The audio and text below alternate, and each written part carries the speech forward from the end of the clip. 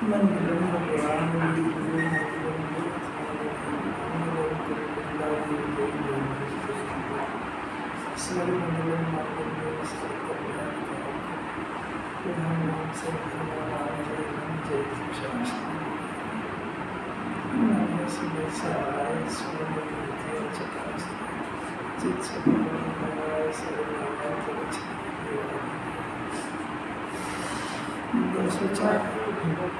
अवधि मना केवल सहहिए कही पद जुहे ज्ञान पद परमार्थ है जो पाय जीव मुक्ति करे।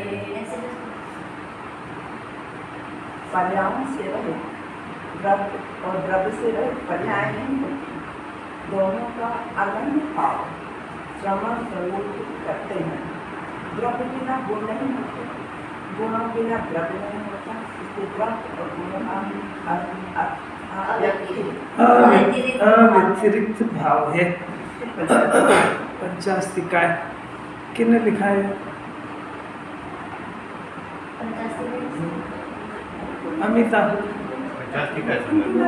किसने लिखा?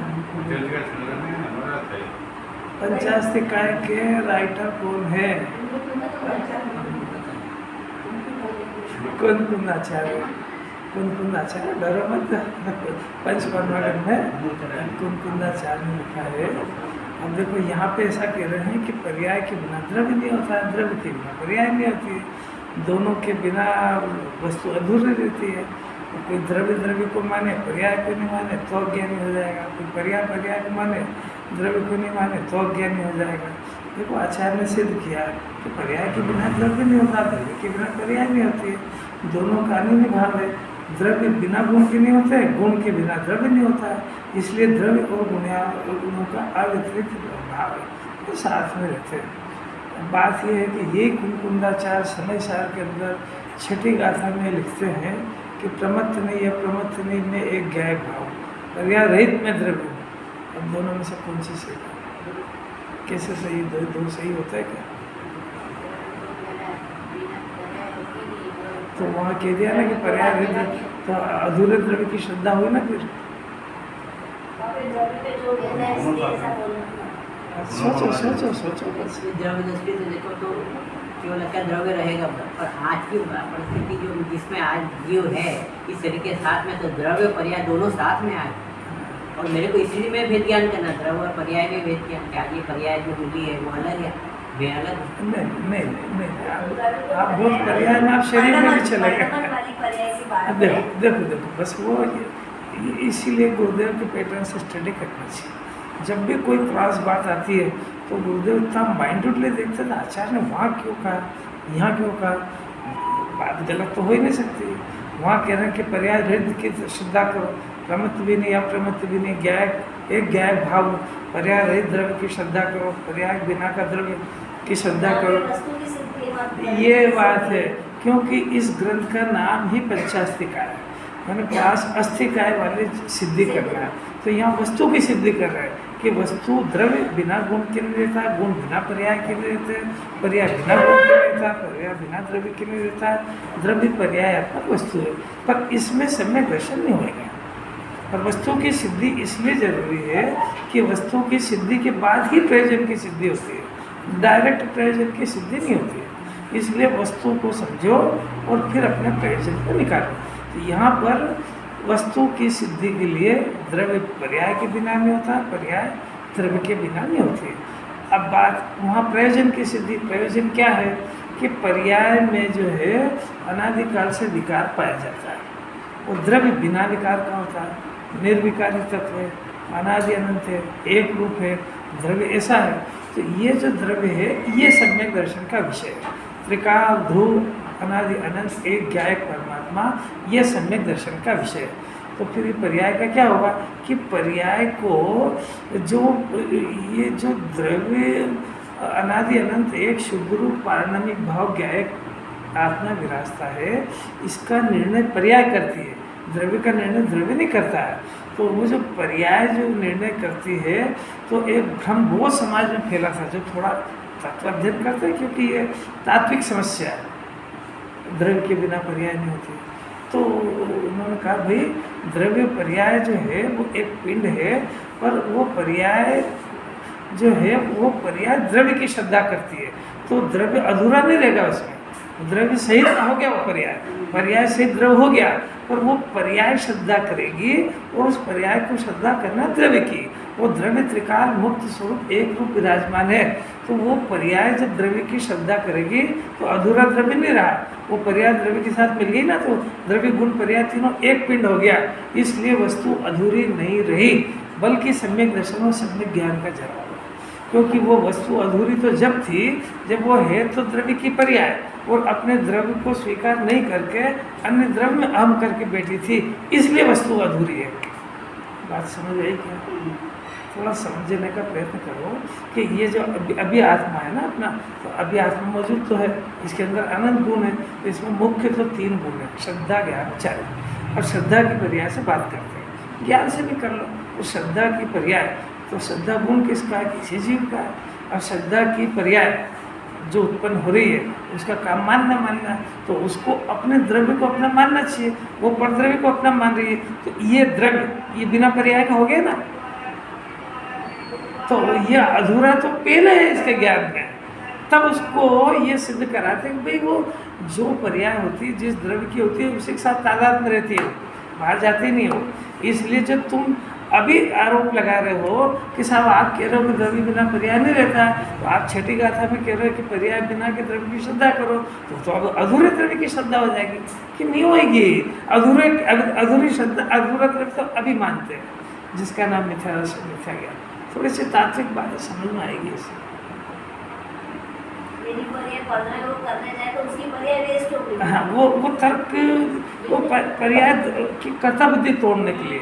अभी जो द्रव्य है वो इसके वस्तु स्वरूप में से प्रयोजन की सिद्धि करने के लिए जो पर्याय में अशुद्धि कितनी कि वो श्रद्धा की पर्याय अपने को, अपने त्रिकाल आत्मा को स्वीकार नहीं कर रही, सिर्फ उतनी, बाकी और अशुद्धि नाम की कोई चीज़ नहीं है। अब उस पर्याय ने मुख पलटा, तो जो पर्याय अनादिकाल से रागादि को अपना मान रही थी वो पर्याय तुरंत आत्मा को अपना मानती है, तो अशुद्धि खलास हो गई। और अशुद्धि खलास होने से उस पर्याय ने अपने द्रव्य को स्वीकार किया कि ये है सो मैं हूँ, तो उसमें पर्याय अधूरी कहाँ रही? पर्याय द्रव्य मिल गए ना, द्रव्य पर्याय का मिलन हो गया। द्रव्य पर्याय का मिलन होने पर निर्मल पर्याय का जन्म होता है। दो स्त्री पुरुष के मिलने पर पुत्र का जन्म होता है ना, ऐसा द्रव्य पर्याय के मिलन होने पर निर्मल पर्याय का जन्म होता है। अब ये मिलने में जरा सी भी कसर है, दूर रह गए तो पुत्र की प्राप्ति नहीं होती है। तो पर्याय में जरा भी भेद होए और वो द्रव्य के ऊपर समर्पित नहीं होगी तो निर्मल पर्याय का जन्म नहीं होगा। अलौकिक बातें हैं सब। गुरुदेव का मंथन तो कोई बहुत ही अलौकिक बात है। उच्चम काल में क्या मिल गया? रतन मिल गया। किसी अलौकिक बात है। देखो ये 204 नंबर की गाथा के अंदर तो बहुत ही मोक्ष के मार्ग की निर्माण की विधि बता चल रही है। देखो 3 लाइन अपनी हो गई थी। आत्मा वास्तव में परम पदार्थ है और वो परम पदार्थ को नहीं कि ज्ञान है। परम माने उत्कृष्ट पदार्थ। उत्कृष्ट इसलिए है कि उत्कृष्ट चीज़ का दाता है।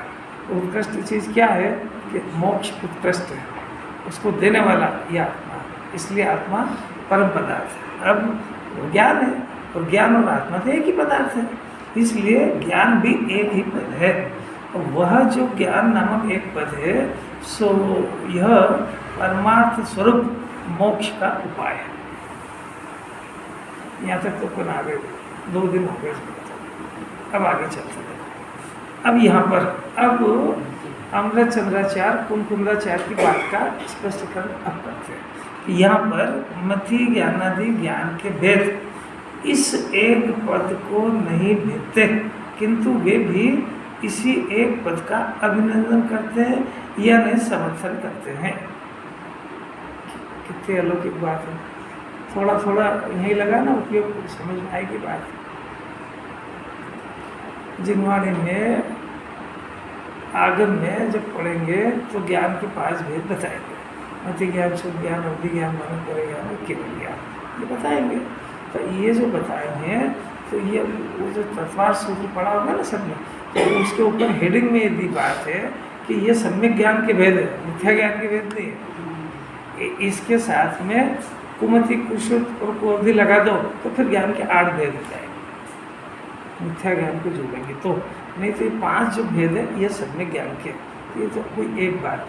अब आचार्य कहते हैं कि ये जो 5 भेद है ना, मति ज्ञान, शुद्ध ज्ञान, अवधि ज्ञान, तो मति ज्ञान भी जानने का काम करता है, शुद्ध ज्ञान भी जानने का काम करता है, अवधि मन पर्याय। अब ये कितना जानते हैं, कैसा जानते हैं, कम जानते हैं, ज़्यादा जानते हैं, ये सब ज्ञान के भेद हैं। पर वो जानना सब में कॉमन है, वो जो कॉमन है वो जीव का स्वभाव है। तो ये जो मति, शुद्ध, अवधि, मन पर्याय और केवल ज्ञान है, ये सामान्य आत्मा को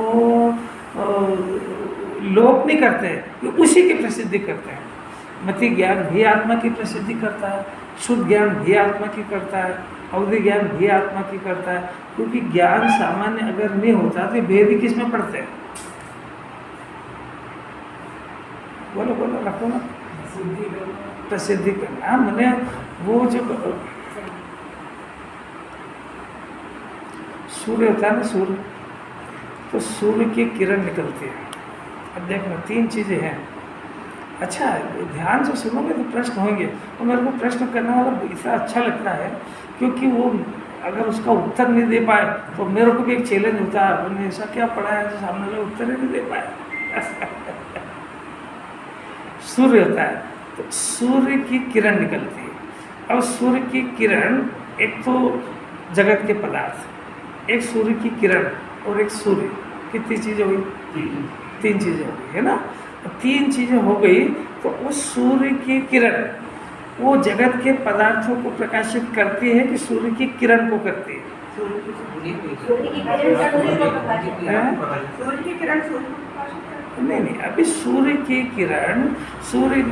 किरण, किरण खुद उसको प्रकाशित करती है कि जगत के पदार्थों को करती है? जगत के पदार्थों को नहीं करती किरण। हाँ, अब कह रहे हैं अब थोड़ा एक भेद और, क्यों सूर्य की किरण को भी नहीं करती है, वो अपने पिताजी मतलब सूर्य उसको प्रसिद्ध करती है कि मैं वहां से आ रही हूँ। दृष्टांत कितना क्लियर है? सूर्य की किरण, यदि सूर्य की किरण को ही प्रसिद्ध करे तो सूर्य का क्या होगा? वो आई कहाँ से? वो सूर्य की किरण वो जगत के पदार्थों को तो हर कोई समझ जाएगा। सूर्य वो जगत के पदार्थों से सूर्य की किरण का तो कोई लेना देना है ही नहीं, सूर्य का भी कोई लेना देना नहीं। अभी तो प्रसिद्धि की बात चल रही है कि वो जो सूर्य की किरण निकल रही है वो न तो पदार्थों को प्रसिद्ध कर रही है और न सूर्य की किरण को प्रसिद्ध कर रही है, वो सीधा सूर्य को प्रसिद्ध करती है। सुबह 6 बजे अपन उठे, थोड़ा उजाला है, तो एकदम से क्या बोलते हैं, दिन उग गया, सूर्य प्रकट हो गया। तो अब देखा तो आपने क्या है? रोशनी। नाम किसका लिया? तो किसको प्रसिद्ध किया उसने? सूर्य को प्रसिद्ध किया। दृष्टांत तो समझ में आएगा। अब ये ज्ञान कि यहाँ से घड़ी को देखा, ये दीवार को देखा, तो यहाँ भी 3 चीज़ें। नंबर 1 बाहर का पदार्थ, घड़ी, दीवार वगैरह वगैरह जो भी एक चीज़, और एक ज्ञान की किरण, और एक जिसमें से ज्ञान आया वो आत्मा। 3 चीज़ हो गई। कौन कौन सी होती है?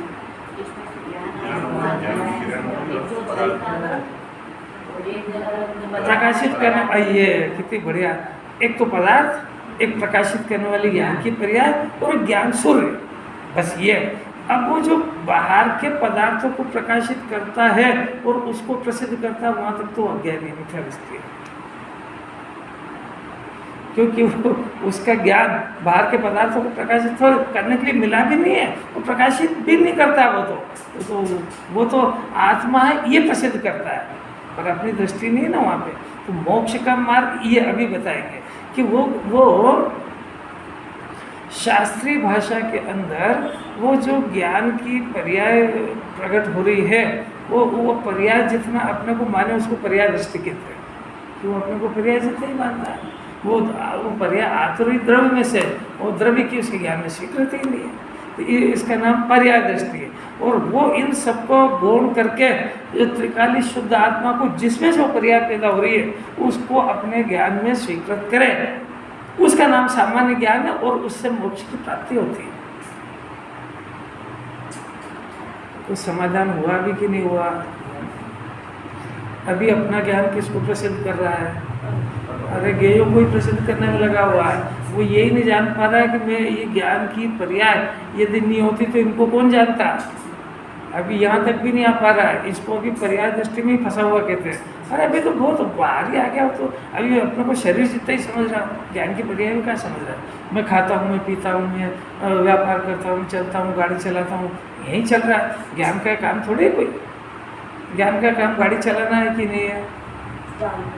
फिर क्या करेगा? तो गाड़ी अपने आप चलेगी, फिर एक्सीडेंट अपने आप होगा। संभल के चलेगी, वो भी अपना एक्सीडेंट होता है। अपने आप में उसके क्रम में होता है, जीव के ज्ञान के पुरुषार्थ के अनुसार नहीं होता है। वहाँ दो चीज़ें चल रही, एक तो उसको एक राग हो रहा है कि भाई ये गाड़ी किसी से टकरा नहीं जाए, एक तो ये परिणाम हो रहा है कोई नुकसान नहीं हो जाए, किसी की हिंसा नहीं हो जाए, एक तो ये रागादि का परिणाम, और एक इसको जानने रूप ज्ञान का परिणाम चल रहा है। तो ज्ञान क्या क्या कर रहा है? राग कर रहा है कि गाड़ी चला रहा है? ज्ञान तो खाली अपना काम कर रहा है जानने का। वो ये जान रहा है कि राग हो रहा है और ये गाड़ी चल रही है, इतना कर रहा है, और ये राग भी हो रहा है, ये सही है। और वो ज्ञान मिथ्या इसलिए नाम पा रहा है कि वो क्या ऐसा समझ गया गाड़ी में चला रहा है। ज्ञान मैंने आत्मा समझ जा रहा है, उसको थोड़ा थोड़ा समझ आ रहा है। आत्मा गाड़ी चला रहा है कि नहीं, तो फिर क्या कर रहा है है? तो राग कौन कर रहा है? फिर बस गया है। अरे बोलो, गजब की बात है। बस वो ज्ञान अज्ञान क्यों हो रहा है और सम्यक ज्ञान कैसे होता है, ये यहाँ पे दावपेच है। वो ज्ञान ऐसा समझ रहा है कि मैं गाड़ी चला रहा हूँ, तो ज्ञान मिथ्या हो गया, क्योंकि ज्ञान तो जानने का काम कर रहा है, वो भूला। अब अज्ञान दशा जब तक है, जब तक अपने जानन स्वभाव को नहीं जानता है, तब तक जिनवाणी भी ये कहती है कि ये जीव राग का करता है। ज्ञान को जान ही नहीं रहा तो ज्ञान का कर्ता कैसे बनेगा? जानन स्वभाव को जानने पर जानने का जन्म होता है। क्या बोला मैंने? और वो जानने का नाम सम्यक ज्ञान है। तो जब तक वो आत्मा को नहीं जानता तब तक ऐसे ही नहीं जानता कि मैं जानता हूँ, तो फिर करता तो है ना कुछ कि वो उल्टा हो गया, अज्ञान कर रहा है। अज्ञान क्या कर रहा है कि मैं राग कर रहा हूँ। ये भी बहुत पड़ा हो तो, और जिनवाणी से 6 द्रव्य की बात सुनियो तो, कि नहीं साहब देखो मैं रोटी नहीं बना रहा हूँ क्योंकि पुद्गल द्रव्य है। मैंने इतना तो सुन ही लिया कि रोटी बनाने के लिए मेरे को जड़ होना पड़ेगा, जब रोटी बना पाएगा। वे आटे के साथ तन्मय नहीं होगा तो रोटी कैसे बनाएगा, और आटे के साथ तन्मय होने के लिए इसको जड़ बनना पड़ेगा। तो मैं इतना बड़ा पाप तो नहीं कर सकता कि चेतनता छोड़ के जड़ बनूँ, तो इसलिए मैं रोटी का तो करता नहीं। और ये राग तो मैं ही कर रहा हूँ, तो मैं राग क्या करता हूँ, तो यहाँ आके फिर अज्ञान हो गया। ये दूसरे नंबर का अज्ञान। अब ये राग इस राग से भेद ज्ञान करें कि नहीं, ये राग भी मैं नहीं कर रहा हूँ, ये राग अपने स्वयं षटकारक से स्वतंत्र अपनी योग्यता से हो रहा है। इस समय में मैं अपने ज्ञान स्वभावी आत्मा को जानता हुआ इस राग को गाड़ी को जान रहा हूँ। ये इस भाषा में बोलने में थोड़ा सा लगता है, ज्ञान अंदर अंदर सब कर लेता है। कहीं पे भी कोई काम हो तो ज्ञान अंदर कर लेता है ना, ये कोई मेरा काम थोड़े, ये कोई उनका काम। जिस घर में आया जो हो रहा है वो हो रहा, जान लेता ना ज्ञान। कोई बोलता है क्या उनसे? ऐसे ही ये ज्ञान अंदर समझ जाता है कि राग बाग करना मेरा काम क्या है। अभी कोई पूछेगा आप राग कर रहे हो, क्यों कर रहे हो? अच्छा बताओ राग का स्वरूप क्या? सुख है कि दुख है? तो कोई पूछेगा क्यों दुखी और अपना यही समझ में क्या होता है? अरे जीव का दुखी होना स्वभाव कि सुखी होना है? तो फिर कौन ऐसा समझदार होगा जो दुख को करेगा? ये समझदार तो नहीं करेगा। अभी अज्ञानी बेचारा बन गया जो राग को कर्तव्य समझ गया, यानी दुखी होना ही मेरा कर्तव्य। बोलो क्या बोल रहा है, कैसा बोलता है? ऐसा घर के विकल्प नहीं करेंगे तो ये तुम्हारा कर्तव्य है। तेरे को पता है कि ये राग है, ये दुख है, दुखी होना तेरा कर्तव्य है क्या? कोई इस राग से तेरे को 8 कर्म बनते हैं, ऐसा जिनेन्द्र भगवान ने कहा है। तो 8 कर्म बांधना तेरा कर्तव्य है कि 8 कर्म से मुक्त होना ये तेरा कर्तव्य है? बोलो एक बार बोलो, अब बोल के तो बताओ कोई। अभी ये देखो क्या दोनों बातें आ रही है इसमें। ये कर क्या रहा है, ये भी जिनवाणी ज्ञान करा रही है, और क्या करना चाहिए ये भी करा रहा है। अभी आप करो अपने अपने बुद्धि अनुसार। जिनवाणी आप क्या सोचते हो घर थोड़ी आएगी बताने का। आप स्पेशलिस्ट के पास गए हो, 2000-5000 फीस दिए, इन्वेस्टिगेशन करा है, सब चिट्ठियाँ दवा आ गई, और दवा ले लो, परहेज करो, डॉक्टर देखने थोड़ी आएगा। आपको स्वस्थ होना तो करो, आप परहेज भी करो, खाओ टाइम पे, और फिर 15 दिन बाद फिर चेकअप कराने जाओ। तो ऐसे ही जिनवाणी ने आपको सारे डोज दे दिए, अब दूसरे दिन फिर चेकअप कराने आ जाओ कि कितना सुधरा, कितना सुधरा, कुछ नहीं सुधरा। तो अब डॉक्टर की गलती है कि पेशेंट की? क्या गलती है उसकी कि ना तो वो सुनता है, न परहेज करता है, न सुनता है, न टाइम टेबल से खाता है। अरे कुछ थोड़ी समझ में आ रही है, केजी जैसे तो पढ़ाई कर रहे हैं, वो इससे सरल क्या होगी? यहाँ आचार्य को सिद्ध करना कि जो 5 तरह के ज्ञान है, मति ज्ञान भी आत्मा को प्रसिद्ध करता है, शुद्ध ज्ञान भी आत्मा को प्रसिद्ध करता है। क्योंकि मति ज्ञान, शुद्ध ज्ञान, अवधि ज्ञान ये ज्ञान की विशेष पर्याय है। तो पर्याय अपने द्रव्य को प्रसिद्ध करती है, पर्याय ज्ञेयों को प्रसिद्ध नहीं करती है। तो ये भले कम जाने, ज़्यादा जाने, कुछ भी जाने, कितने ही जाने, पर ये जानना अपने त्रिकाल आत्मा को प्रसिद्ध करता है। उसका जो प्रसिद्ध होने वाले पदार्थ है, जो ज्ञान में जानने में आने वाले पदार्थ है, उनका और इस ज्ञान की पर्याय का किसी तरह का कोई संबंध नहीं है। नास्ति सर्वोपि संबंध। तो जब इस ज्ञान की, वर्तमान ज्ञान की पर्याय के साथ में भी बाहर के पदार्थों का कोई संबंध नहीं है, तो जो वो ज्ञान का सूर्य है त्रिकाल, उस सूर्य के साथ इन पदार्थों का क्या संबंध है? ये आपको कर्म सहित पुरुषों तर्क से, न्याय से आपको जवाब देना है। प्रश्न भी समझ में आया कि नहीं आया? घर का और मकान का त्रिकाली आत्मा के साथ, सब उसकी पर्याय के साथ, फिर उसके पर्याय उन पदार्थों को अपना मान रही, तो कितनी समझदारी है।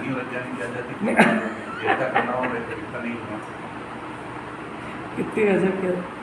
अज्ञानी और ज्ञानी की बात नहीं है, बात यह है कि जो अपने सूर्य प्रकाशित होते हुए सूर्य को स्वीकार नहीं करके अपने ज्ञान में जो पदार्थ आए हैं उनकी सत्ता को ही मंजूर कर रहा है, त्रिकाली आत्मा को छोड़ चुका है, ऐसे फंक्शन वाले जीव को अज्ञानी कहती है। ये नहीं कह रहे कि अज्ञानी ऐसा करता है। अगर ये जो कर रहा, ये जो कह रहा है ना, ये करना बंद कर दे, उसी क्षण ज्ञानी बनता है। अगर वो कहेंगे तो फिर ये कहेगा साहब देखो मैं तो अभी अज्ञानी हूँ। तो अज्ञानी का तो काम नहीं है कि वो घर गृहस्थ की चिंता करे, और जब मैं ज्ञानी बन जाऊँगा तो बंद कर दूंगा। कि तो इन स्वतंत्र पढ़ते हुए पदार्थ का कर्ता बन रहा है, इसीलिए तो अज्ञानी नाम पाया। तो स्वतंत्र वो ज्ञान के वो पांचों पर्याय, अभी तो पांचों का तो जन्म ही नहीं हुआ। अवधि ज्ञान, विनय परिज्ञान, केवल ज्ञान वो तो बाद में होंगे, सम्यक ज्ञान के भेद है वो तो। पर अभी मिथ्या ज्ञान के अंदर भी मति और शुद्ध ज्ञान, ये मति और शुद्ध ज्ञान को मति को शुद्ध नाम इसीलिए पा रहा है कि वो प्रसिद्ध पदार्थों के साथ एकत्र कर रहा है। तो मोक्ष की बात चले ना, निर्वाण की बात, कि तो वो मति ज्ञान और शुद्ध ज्ञान की पर्याय है, वो त्रिकाल आत्मा को प्रसिद्ध कर रही है। तो मति और शुद्ध और कुमति कुशुद्ध इसलिए हो गए कि वो उसके ज्ञान की खिलावट में जो झलकते हैं, शरीर, घर कुटुंब पर, उसके पुण्य के उदय में मिली हुई सामग्री उसके साथ चेट जाता है।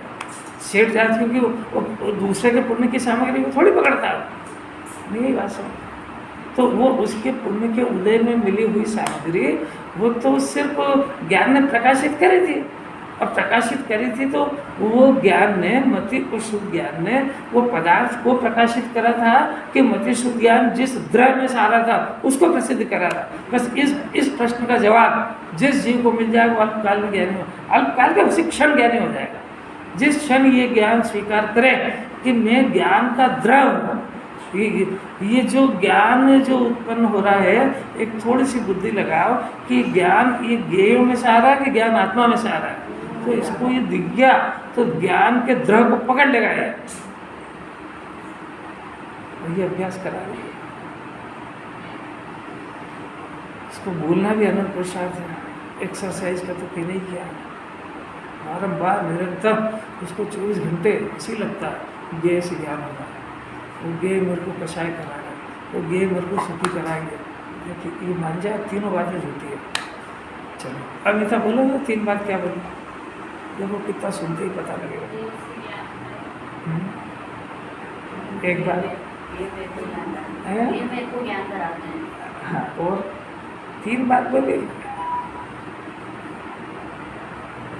कितनी ताकत है, इससे पता लगता है ना पकड़ने में कितनी ताकत है इसको। अब भैया देखो जिस स्पीड में ट्रेन स्टार्ट हो गई तो वो जिस स्पीड में दौड़ रही उसी स्पीड में दौड़ के बैठना पड़ेगा, धीरे बैठेगा तो पकड़ कर ले आएगी। तो मैं इतना धीरे धीरे बोल रहा हूँ इसलिए कि पकड़ो उसको, और ये यहाँ से ज्ञान के लेवल में थोड़ा अपने ज्ञान को डेवलप करके पकड़ने की टेक्ट समझो। फिर से ये ज्ञान अनादि से ऐसा जानना है कि मेरे को ज्ञेयों से तो ज्ञान हो रहा है, तो इसमें क्या दोष हो गया साहब, इसमें ज्ञान समुद्र पूरा छूट गया, यानी तूने अपने सत्ता को उड़ा दिया, क्योंकि वो ज्ञान तो आत्मा में से हो रहा था, तो तूने उसको ही उड़ा दिया पूरा। और ये तो उल्टा गले पड़ गया कि मेरे को ज्ञेय से ज्ञान हो रहा है। मैंने सूर्य ये कहे कि ये जो किरणें ये कहे कि मेरे को सूर्य से नहीं पृथ्वी में से किरण निकल रही है, तो कौन मानेगा इसको? अरे देखती आंखें वो किरण सूर्य में से निकल रही है कि पृथ्वी में से निकल रही है? काय में से निकल रही है? तो इसको ज्ञान ज्ञेय से आ जाएगा, किताब से आ जाएगा कि ये तो पृथ्वी में से प्रकाश आ जाए, ऐसी बात है। ये तो नहीं होता। अब वो चूंकि वहाँ तो सिर्फ जानने की, वहाँ तो किरण की बात है, यहाँ तो और उल्टे 2-3 काम है। एक तो ज्ञेय से ज्ञान जान रहा है, और दूसरा फिर ज्ञेय को अपना भी जान करके उसमें सुख खोज रहा है कि कुछ ज्ञेय इसमें से मेरे को सुखी कराएगा। तो ज्ञान में से सुख कहाँ से आएगा? तो पदार्थ में से सुख कहाँ से आएगा? क्योंकि वो पदार्थ तो विश्व के पदार्थ है नंबर 1, और दूसरा जो भी आँख का विषय बनता है वो सारा का सारा पुद्गल है। तर्क समझ में आया?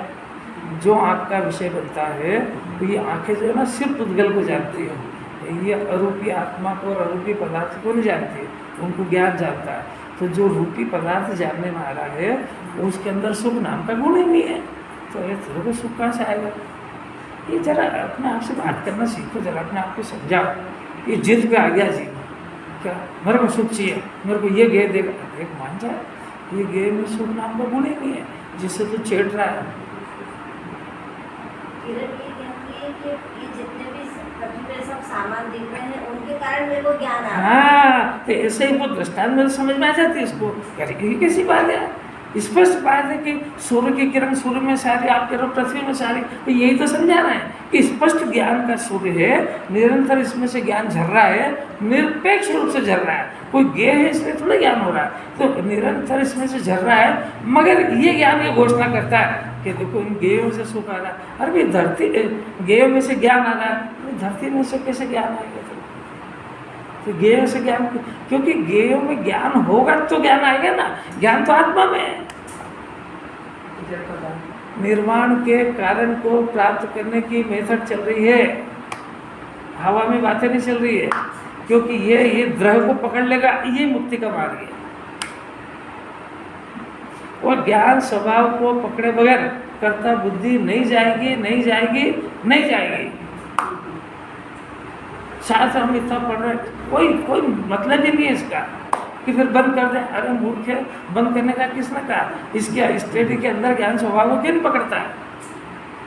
क्योंकि समय साथ गुरुदेव ने तो सब जगह पूरे हिंदुस्तान में नियम दिलाया कि हर मंदिर में सुबह एक समय सार जरूर चलेगा, क्योंकि ये हमारा गीत गाता है। समय सार हमको शुद्धात्मा को बताता है, वो शुद्धात्मा को जी भूला हुआ है।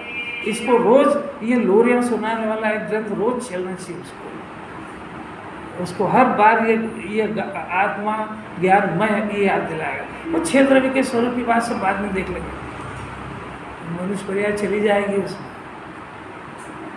मतलब हर गाथा में देखो अमृत बरसता। अब आत्मा को याद दिला रहे कि भी आत्मा है, वो ज्ञानमय है, और उसकी जो पर्याय है वो निरंतर होती है, और वो निरंतर ज्ञान स्वभाव आत्मा को प्रसिद्ध करती है। पर हमको ये बात पता नहीं होने से वो ज्ञान की पर्याय में वो उसका स्वभाव जानना, तो उसके अंदर शरीर, घर, कुटुंब, परिवार वगैरह ये सारा का सारा जानने में आया। तो ये ज्ञान की पर्याय में ये गड़बड़ी भी, ये ज्ञान की पर्याय सुमति कुमति नाम क्यों पा रही है? कि कुमति इसलिए पा रही है कि ज्ञान की पर्याय और अपने त्रिकाल आत्मा को प्रसिद्ध करने की जगह इन ज्ञेयों को प्रसिद्ध करने में लग गई। प्रसिद्ध माने इनमें एकत्व और अपनत्व कर लिया उसने, तो वो अपने आत्मा से एकत्व और ममत्व छूट गया उसका।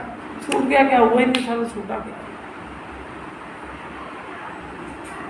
ये बात कितनी जरूरी है कि बार बार उसको कोई ये याद दिलाना होना चाहिए, तुम्हारी ज्ञान की पर्याय मतलब तुम्हारा ज्ञान गायक को प्रसिद्ध कर रहा है, गेय से इसका कोई वास्ता नहीं। ये अपने को हर कोई लोरी सुनाने वाला चाहिए, क्योंकि हर क्षण ये गलती करता है। ये तो गुरुदेव नहीं होता तो शास्त्र पढ़ने भी कौन सिखाता है? जानते ही क्या इसमें से अर्थ कैसे निकाले जाते हैं? और अभी पंडित तो कोई निकालना नहीं आ रहा है, गुरु से भी क्या बात करें। वो ये समय साहब को ये पूरा उपादान से लिखा है, वो इसको पढ़ेंगे तो निमित्त से अर्थ निकालेंगे। गुरुदेव का पैटर्न ये था कि वो चरणान योग पढ़ के और उसमें द्रव्यान योग निकालते थे। ये ऐसा होता है कि ये द्रव्यान योग पढ़ के चरणान योग निकालेगा उसमें से।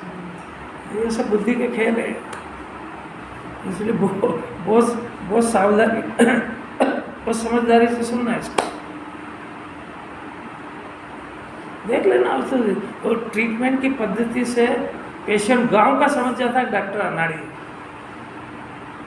तो ये इतना मुझसे नहीं समझ पाएगा कि मैं जिससे बात सुन रहा हूँ ये कुछ पढ़ा लिखा भी है कि नहीं है। इसमें कोई व्यक्तिगत बात नहीं किसी की। अभी तो बेचारे का क्षय में वो जो बैठा है तो जितना जानता उतना बताएगा, वो खुद ही नहीं जानता वो तो कहाँ से बताएगा?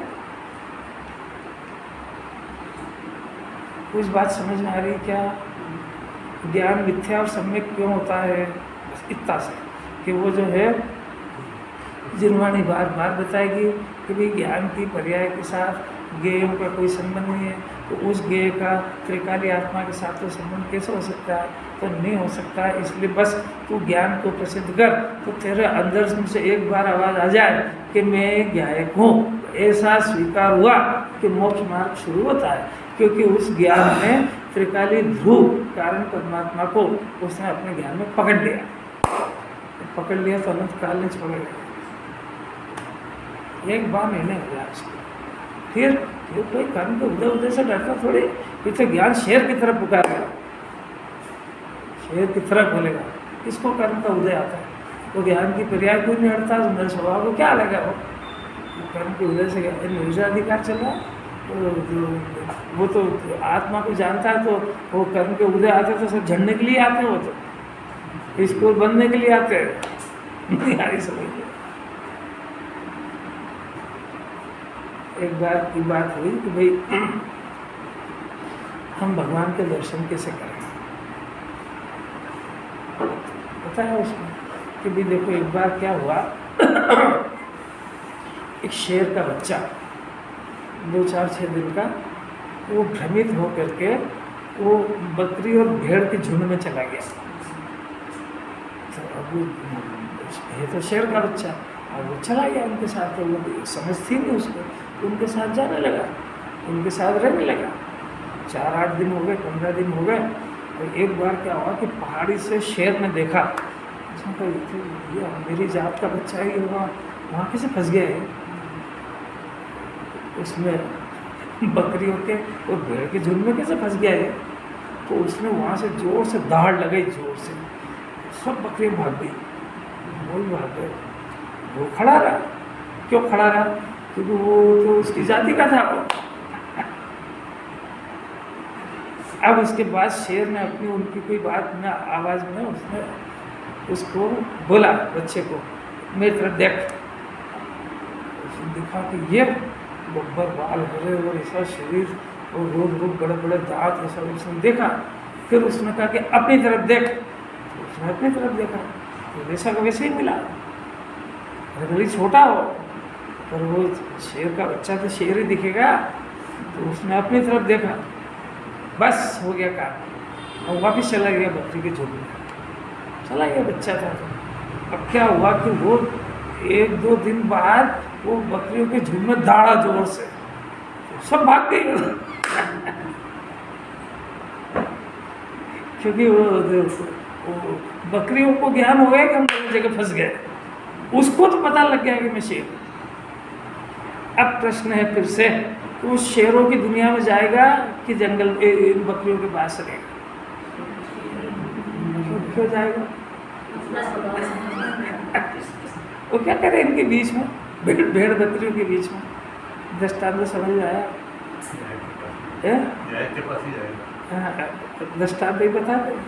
तो मैंने आज से पूछा कि कैसे दर्शन करें कि तुम मंदिर जाओ, तो वहाँ से आवाज़ आ रही केवल ज्ञान की, अगर भगवान कह रहे सब बंद करो, सबसे पहले मेरी तरफ देखो। तो बच्चे को कहा था वो तो देखो, 3 लोग 3 काल को जान रहे हैं, अतीन्द्रिय आनंद को भोग रहे हैं, खूब सुखी हो रहे हैं, और वो उनकी पर्या आत्मा में डूबी हुई है और आत्मा का आनंद भोग रहे हैं। और जैसे वो शेर की दहाड़, यानी केवल ज्ञानी की दहाड़ इसने सुनी, तो अब उन्होंने कहा आप दर्शन बंद कर दो। शेर ने बोला ना बंद कर, अब क्या करना? शेर ने क्या बोला था? अपने तरफ देख। तो भगवान क्या कह रहे हैं?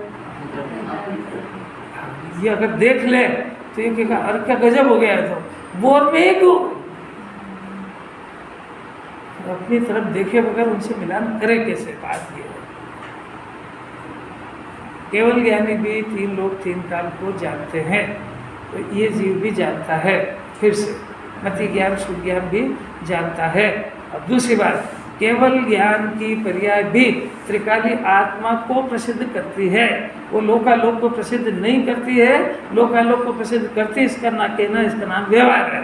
वो निश्चय में तो त्रिकाली शुद्ध आत्मा को प्रसिद्ध करती है, क्योंकि ज्ञान की पर्याय उसका अभिवादन करेगी जिसमें से उसको केवल ज्ञान हुआ है। बात समझ में आई? केवल ज्ञान की पर्याय कहाँ से उत्पन्न हुई? तो वो केवल ज्ञान की पर्याय अपने आत्मा का अभिनंदन करेगी कि ये क्या करेगी? तो केवल इसीलिए कोई भी केवल ज्ञानी परमात्मा किसी दूसरे केवल ज्ञानी को पूजा करने नहीं जाते हैं। प्रथम तो उनके राग ही नहीं है। दूसरी बात है, वो केवल ज्ञान की पर्याय अपने शुद्ध आत्मा का अभिनंदन करेगी जिसके आश्रय से उसको केवल ज्ञान हुआ है। तो वो जिसको केवल ज्ञान जिसके आश्रय से हुआ है उसको प्रसिद्ध करेगी कि वह ज्ञान के पास जाएगी। तो अब वो शेर की बात कि वो यहाँ पर शुद्ध ज्ञान वो किसको प्रसिद्ध करेगा? कि वो अगर आत्मा को प्रसिद्ध कर ले उसके ज्ञान में, तो वो ये ज्ञान और वो ज्ञान एक क्वालिटी का है। हर सम्यक ज्ञान जानता ही है, मति हो सुत हो अवधि हो मना परे हो की, ये ज्ञान भी जानता ही है, ऐसा भूला और गाय बकरे के चक्कर में फंस गया है। अभी भेड़ों के झुंड में रह रहा है कि शेरों के झुंड में है? अरे क्या क्या कह रहा हूँ पंकज जी, तो किसी से कहना मत, तो कहेगा ये क्या क्या सिखाते हैं। अरे आचार्य तो ये कहते हैं बिल्कुल जंगल का राजा मस्त, जंगल में आजाद विचरने वाला जीव ये ब्याह करके और सर्कस में भर्ती हो गया है। अब वो रिंग मास्टर रिंग मारेगा तो ये आग के गोले में से घूमेगा, स्टूल के ऊपर खड़ा हो जाएगा। अरे तू शेर है, तेरे को पता है वो अगर तू दाड़ है तो रिंग मास्टर भाग जाए यहाँ से। दोनों में कौन बलवान? वो सर्कस का वो बनाते ना, और उसमें शेर है अंदर ही अंदर, और वो स्टूल के ऊपर उठता है। मारा किस पे? एक चाबुक मारता है और उसको भूल गया मेरी शक्ति कि अगर मैं अभी यहीं धाड़ूंगा ना तो ये कभी भूल जाएगा, सर्कस करने भूल जाएगा। और भूल गया बेचारा। क्या कह दिया मैंने समझ में आया? आज़ाद विचरने वाला जीव, जंगल का राजा, हरण बनने वाला, 10-20 साल की उम्र हुई, 25 साल की, और वो जाकर सर्कस में भर्ती हो गया। मैंने ब्याह कर यार, अब ब्याह कर लेगा तो क्या होगा? रिंग मास्टर कहीं जाओ तो परमिशन करो उसको। नहीं समझ, हर पार्टी से कुछ समझ में आ रही कि नहीं आ रही? रिंग मास्टर को समझते हैं कि नहीं किसको कह रहे हैं? वो कह ये खाओ, बिल्कुल यस सर, जाओ कमा के लाओ, यस सर। अरे बेचारा कहाँ भगवान बनने के लिए जन्म हुआ था और कहाँ सर्कस में भर्ती हो के नाटक कर रहा है ये। वो भी रोटी के लिए कर रहा था, ये भी रोटी के लिए कर रहा था। अनाहारी आत्मा जिसको रोटी की आवश्यकता नहीं है, वो रोटी की गुलामी में जीवन बर्बाद कर रहा है। जरा सोचो तो सही, क्या कर रहा है ये?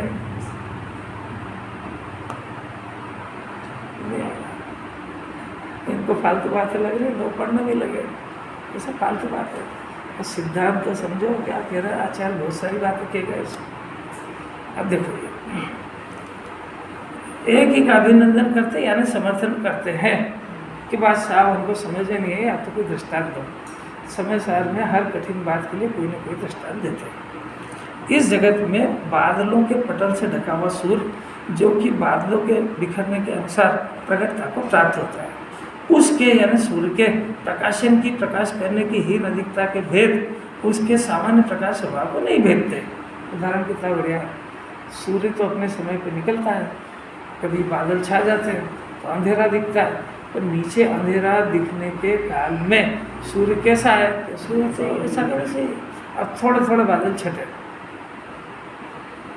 कहीं से कम छटे, कहीं से ज़्यादा छटे, तो सूर्य का प्रकाश जितने छटे उगता आ रहा है, कहीं पे कम आ रहा है, कहीं पे ज़्यादा है। तो ये कम आ रहा है, ज़्यादा आ रहा है, इसमें सूर्य के प्रकाश का, सूर्य का क्या हुआ? कुछ नहीं हुआ। ये बादल छट गए, पूरा सूर्य प्रकाशित हो गया। इसी तरीके से इसका जो ज्ञान सूर्य है, उन्नति ज्ञानावरणी, शुद्ध ज्ञानावरणी, इनसे थोड़ा सा ढका हुआ है, पर ढका हुआ होने पर भी अंदर ज्ञान सूर्य का क्या हुआ कि वो एज इट इज है। इसी प्रकार देखो, कर्म पटल के उदय से ढका हुआ आत्मा, ये कर्म के उदय से ये ढका हुआ आत्मा जो कि कर्म के क्षय के अनुसार विघटन हुआ ना उधर बादल का, ऐसा यहाँ कर्म का क्षय से ज्ञान कब जाना होता है के अनुसार प्रगटता को प्राप्त होता है। अब उसके ज्ञान की हीन अधिकता रूप भेद उसके सामान्य ज्ञान स्वभाव को नहीं भेदते।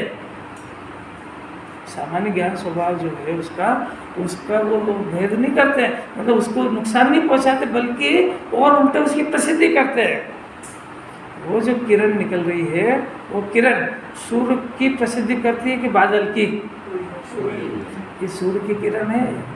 अब बादल से ढकी तो बादल से सूर्य का कोई उसके सूर्य के प्रकाश में कोई कमी नहीं आई है, उल्टे अभिनंदन करते हैं। इसलिए फिर से सिद्धांत शुरू हुआ, जिसमें समस्त भेद दूर हुए, ऐसे आत्म स्वभाव भूत।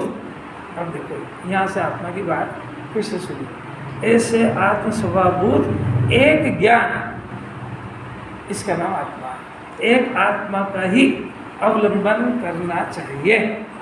आचार्य ने तो दे दिया कि आपको क्या करना चाहिए कि आपको एक आत्मा का जिसमें किसी तरह का कोई भेद नहीं है, मति श्रुत अवधि मन परे का भेद नहीं है, उस आत्मा का अवलंबन करना चाहिए। तो अब उससे क्या फ़ायदा होगा? तो हम इतनी मेहनत करें तो क्या होगा? ये सुन लो बस, अद्भुत बात है। अपना समय तो हो गया, पर सुन लो, फिर कल इतना कुकर की गैस फिर नहीं भरेंगे, आज हो गई। उसके आलम्बन से नंबर एक निज पद की प्राप्ति होती है। पॉइंट नंबर 1, काय से? शुद्ध आत्मा के अवलंबन से क्या होगा? निज पद की, यानी निज पद कौन सा? दो तरह का, एक तो अतीन्द्रिय आनंद स्वभाव आत्मा और एक मोक्ष। दोनों उसकी प्राप्ति यानी सम्यक दर्शन की और केवल ज्ञान की प्राप्ति, ये जीव का निज पद है, इसकी प्राप्ति होगी कैसे? आत्मा के अवलंबन से। एक बात। दूसरा, ये भ्रांति का नाश हो जाएगा। जो इसको अनादि से भ्रांति चली आ रही थी, मेरे राग से घर चलता है, मेरे राग से दुकान चलती है, मैं शरीर हो गया हूँ, मैं रूपी हो गया हूँ, मैं खाने लग गया हूँ, मैं पीने लग गया हूँ, ये मेरे बच्चे हो गए, ये मेरे को बुढ़ापे, ये सब भ्रांति है, इसका नाश हो जाएगा कैसे? वेरी गुड, सफर गया बिल्कुल। इतनी देर होगी तो थका नहीं कोई सुन। अब तीसरी बात, भ्रांति का नाश होता है, आत्मा का लाभ होता है। आत्मा को क्या लाभ होएगा कि आत्मा को अतीन्द्रिय आनंद बरसते जाएगा पर्याय में। जो अभी हर समय इसका टेंशन में रहता है ना, मूड खराब है और तबीयत वहाँ बच्चे की खराबी है और यहाँ इसका मूड खराब है, ये आत्मलाभ आनंद की प्राप्ति होगी। कितना, कौन सा? तीसरा पॉइंट। चौथा क्या हुआ? अनात्मा का परिहार सिद्ध होता है। अनात्मा माने पाप और पुण्य का परिणाम। जिसको ये जीव आत्मा मानता था, वो आज आत्मा का अवलंबन लेने से पता लगा कि वो तो अनात्मा है।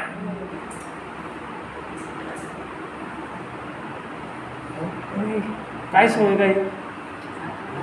आत्मा का अवलंबन लेने से पता लग जाएगा इसको उस दिन कि ये जितने भी मेरे घर के हैं, ये मेरे को सुखी करने वाले नहीं है, इनके निमित्त में मेरे को क्लेश होएगा। कब नहीं, कब ज्ञान नहीं तो खुलेगा इसका? क्या बात, आत्मा का अवलंबन लो, आत्मा को जानने की बात है। ये 4 पॉइंट होंगे। अब उसके बाद देखो, ये 4 होंगे ना, अब ये आत्मा का अवलंबन लेने से 4 होंगे, तो 4 के फल में क्या होगा ये और सुना। ऐसा होने से कर्म बलवान नहीं हो सकता। पहले कर्म बलवान क्यों था? क्योंकि आत्मा को स्वीकार नहीं करता था, तो ये उसको जो है कर्म बलवान थे और इसको दबा के रखा था। और जंगल का राजा वो सर्कस में भर्ती हो गया, तो बलवान कौन रहा? वो रिंग मास्टर बलवान हो गया था, है तो ये, पर वो बलवान हो गया। कब तक? वो शेर सोया है, चूहे उसके ऊपर कूद रहे हैं, तो शेर कमजोर है इसलिए चूहे कूद रहे हैं, कि चूहे कूद रहे इसलिए शेर सोया। शेर उस जगह तो एक चूहा नहीं दिखेगा वहाँ, तो बस ऐसे ही है कि जीव जगह एक भी कर्म नहीं दिखेगा, सब भागते नजर आएंगे। ये समझ जाएगा एक झटके में, अरे तो ये मैं भाव कर्म करता हूँ तो द्रव्य कर्म बनता है, और भाव कर्म इसलिए कर रहा हूँ कि मैंने आत्मा का अवलंबन नहीं लिया है। अवलंबन लेने से समझ और निर्जरा दोनों हो गई। ये तो भी पता है। देखो ये देखो, ऐसा होने से 4 पॉइंट। ऐसा होने से नंबर 1 कर्म बलवान नहीं होएगा, नंबर 2 राग द्वेष मोह उत्पन्न ही नहीं होते हैं। आज इसको समझ में आ गया कि ये राग द्वेष मोह तो इसलिए उत्पन्न हो रहे थे कि मैं अपने को ज्ञान नहीं जान रहा था। अब मेरे को समझ में आया मेरे में से तो ज्ञान हो रहा है, राग द्वेष तो मेरे में हो ही नहीं रहा है, तो मेरे अंदर से राग द्वेष मोह उत्पन्न नहीं होते हैं। किसको? जो आत्मा का। ये तो भूलना ही नहीं, वो 4 जिसको होंगे उसी को लाभ होएगा। फिर क्या होगा कि राग मोह द्वेष के बिना नया आश्रय बंद होएगा ही नहीं। जो आश्रय आ रहे थे वो आश्रय नहीं होंगे। फिर क्या होगा? आश्रय के बगैर नए कर्मों का बंधन नहीं होएगा। फिर क्या होएगा कि पूर्व के बंधे हुए भी निर्जरा को प्राप्त हो जाएंगे। क्यों? क्योंकि निर्जराधिकार है। और फिर क्या होगा कि समस्त कर्म का अभाव हो जाएगा। फिर क्या होगा?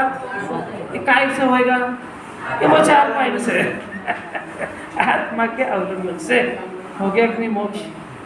अब ये समय सार का तो हो गया अपना, ये अपना इसको समझ में आ जाए जब होता है। फिर ज्ञान के अवलंबन का एक महात्म्य कैसी अलौकिक मन ही नहीं भरता हो इससे। इसको तो ऐसा लगता है ये बंद ही नहीं होना चाहिए। फिर से विचार करो, फिर से करो, 1000 बार करो, क्योंकि ये इसी का अवलंबन नहीं लिया इसने। इसको एक शुद्धात्मा की महिमा को छोड़ के जगत की सब महिमा है मूर्खों की। आवाज चलेगा।